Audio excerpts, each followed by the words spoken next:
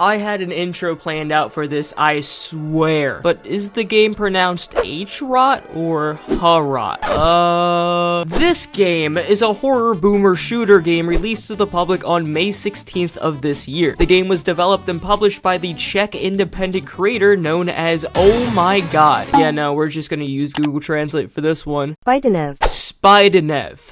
Gotcha. Probably fucked it up still. But anyways, this is a game that was heavily inspired by the likes of Quake, Doom 3, and Dusk, with the entire goal of the game being to get from point A to point B, while also killing everything and anything that dares cross your path. Upon launch, this game received an almost unanimous positive reception. Like, it took me a solid minute to even find a negative review, and once I did, it was just about how bare-boned the game is in early access. So with that, it's pretty safe to say that this game is already a hit among players. And after playing Hrot myself, I can't help but agree. Starting off with the story, it's and don't forget about the yeah, I don't understand what's happening, I just shoot Soviets. Just like a lot of boomer shooter games, the story isn't the most defining feature of Hrot, and that's not a bad thing. There doesn't need to be a story on why you're shooting a Soviet soldier, or a bulldozer, or whatever the fuck that thing is. Wait, that's Vladimir Lenin, excuse me? But let me set down what exactly I know from Hrot, so that way there's some context to what's happening. So the year is 1986, and an alternate version of Prague, the capital city of Czechoslovakia.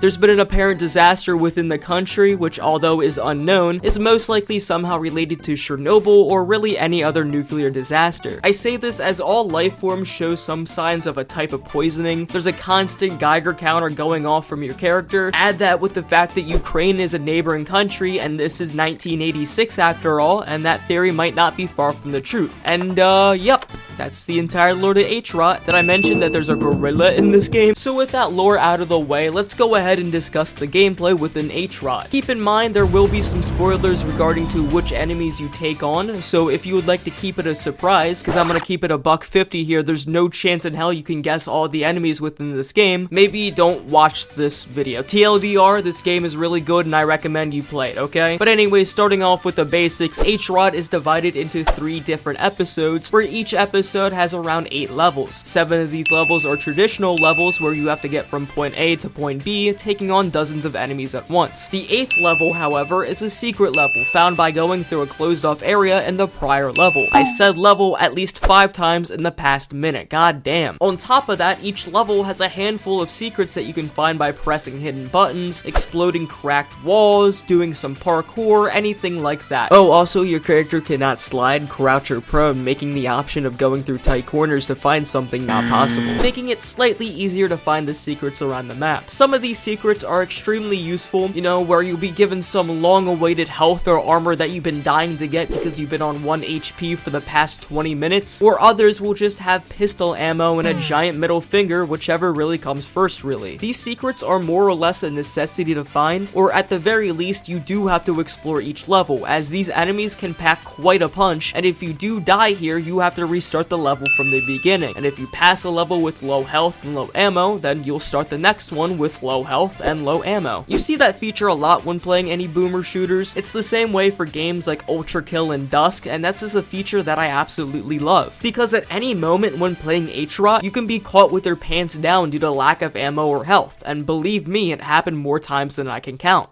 And I can count up to 7. This adds so much tensity whenever you're playing this game, as even the slightest mistake could cost you another 10 minutes to replay over and over and over. It puts the player on edge, especially when playing the harder difficulties, of course, and that alone makes the game pretty terrifying. But then you have to consider the enemies and then the weapons. The enemies in Hrot are very unique. Even after beating the game, I'm still trying to wrap my head around some of the enemies that I fought. Within Hrot, there's over 24 enemies to take on. They can range from a regular Soviet soldier who shoots his fully automatic rifle only once every 5 seconds, or they can be Pedro. Yes, this abomination is named that on the wiki. Did not realize that that would be the Pedro I was voting for. Each enemy, of course, gets introduced the more you play the game. A lot of the enemies usually stick to only a few levels in which the map designs fit its placement, like how a spider will only be in the dark, damp tunnels, or the undead will only be in the cemetery because, you know, it's a cemetery. They all kind of just show show up there as well. They don't have a build-up or anything like that, which I really enjoy. There doesn't need to be a cutscene or a build-up to any of these enemies that you're going to shoot instantly, or vice versa. It makes the pacing for Hrot feel a lot less sporadic. On top of that, for every 2 levels you play, you need to take on a boss. They usually do not have any relation to the lore of the game per se, because there isn't any lore. Instead, like the enemies, they fit alongside the environment of the map design, making each boss feel in place and making it feel at least a little bit sense. These bosses can range from being a Soviet tank, which is, it's pretty normal, to a gymnast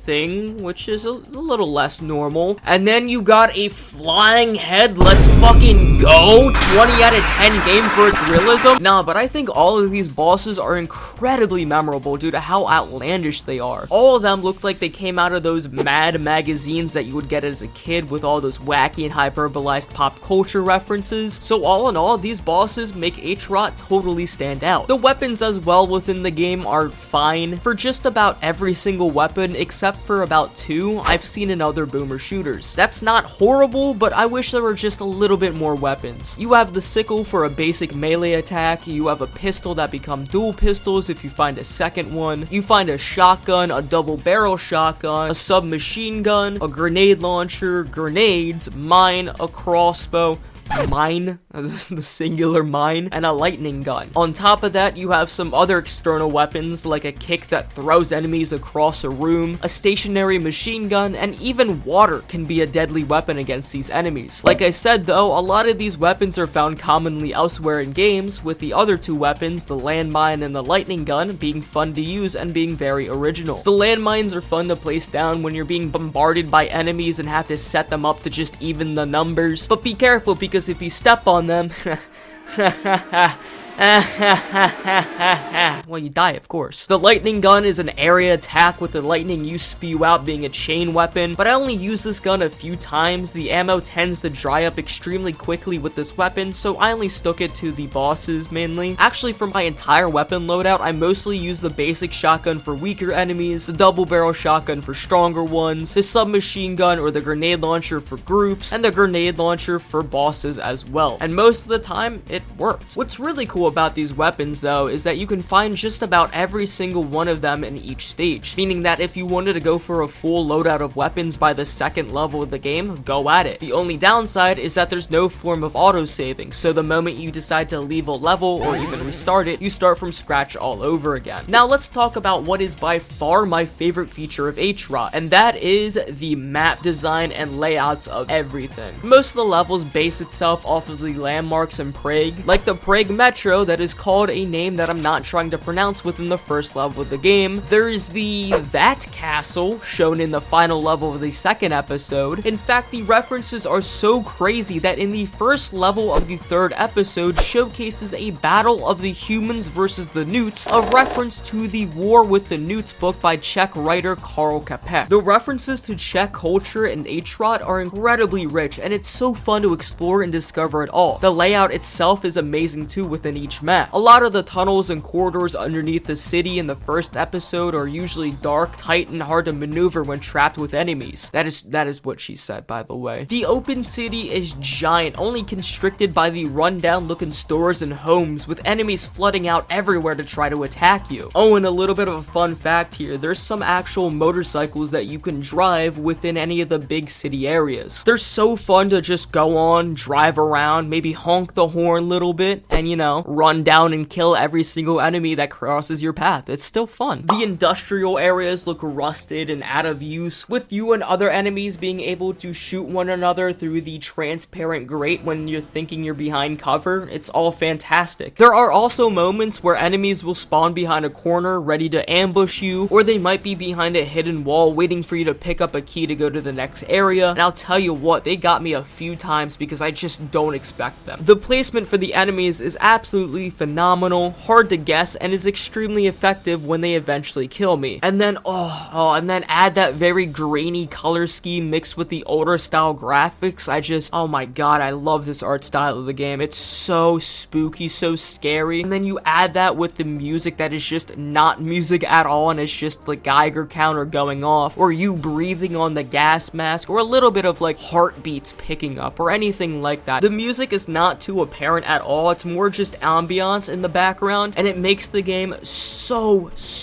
much more terrifying than any of the other boomer shooters that I've played. And those are my thoughts on Hrot. A fairly fun game that is a little slower paced than other boomer shooters. Hrot is still very solid with its correct mixture of horror and action. This game is amazing, plain and simple. Probably one of my favorite boomer shooters that I've played. Is it worth the 20 bucks as advertised on Steam? Fuck yeah, I recommend you all play this game. But what did you all think of Hrot if you've played it? Do you all enjoy it? Dislike it? Leave it down in the comments below. But with that, I'm gonna end this video here. Thank you all so much for watching. If you guys liked this video, maybe hit that like button and subscribe. And other than that, I will see you all in a later video. Bye for now.